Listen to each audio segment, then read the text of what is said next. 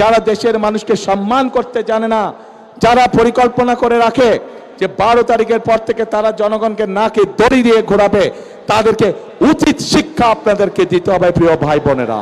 ওই যে গুপ্ত সংগঠনটির কথা বললাম, যারা বাংলাদেশের নারী সমাজকে অপমানজনক শব্দ ব্যবহার করে, আরেকটি ঘটনা বলি, তাদের আরেক নেতা যার বাড়ি কিনা কুমিল্লা জেলায়, সেই নেতা কিছুদিন আগে তাদের এক দলীয় সমাবেশে বলেছে তাদের কর্মীদেরকে যে 12 তারিখ পর্যন্ত আপনারা জনগণের পা ধরবেন, তারপরে বাকি পরবর্তী 5 বছর জনগণ আপনাদের পা ধরবে। প্রিয় ভাই বোনেরা, চিন্তা করুন, এই রকম কথা কে বলতে পারে যে 12 তারিখ পর্যন্ত তাদের নেতাকর্মীরা জনগণের পা ধরবে, তাহলে 12 তারিখের পর থেকে জনগণ তাদের পিছে পিছে ঘুরবে। ভবিষ্যতে নিরাপদ, বিনিয়োগ হোক বিশ্বস্ত, আর আমার পছন্দ সল্টবে।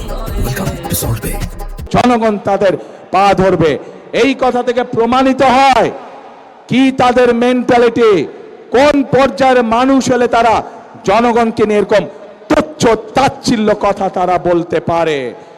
প্রিয় ভাই বোনেরা, এইসব লোক যদি নির্বাচিত হয়, এইসব লোক যদি দায়িত্ব পায়, তাহলে আজকেই আমাদের কাছে পরিষ্কার হয়ে যাচ্ছে যে জনগণের ভাগ্যের কি দুর্বিষহ অবস্থা হবে, দেশের মানুষের ভাগ্যের কি দুর্বিষহ অবস্থা হবে।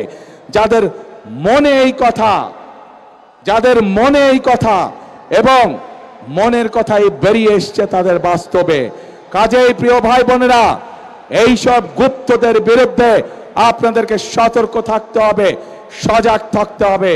যারা দেশের মানুষকে সম্মান করতে জানে না, যারা পরিকল্পনা করে রাখে যে 12 তারিখের পর থেকে তারা জনগণকে নাকে দড়ি দিয়ে ঘোরাবে, তাদেরকে উচিত শিক্ষা আপনাদেরকে দিতে হবে প্রিয় ভাই বোনেরা। এইসব গুপ্তরা সেই 86 সাল 71 সাল ইতিহাস যদি দেখি আমরা, সব সময় যারা দেশ থেকে পালিয়ে গেছে তাদের সাথে সব সময় এপাশ নালে ওপাশ, মুদ্রার এপেট নালে ওপিট হিসেবেই তারা ছিল। কাজে তাদের কাছ থেকে দেশের মানুষ ভালো কোনো কিছু আশা করতে পারে না।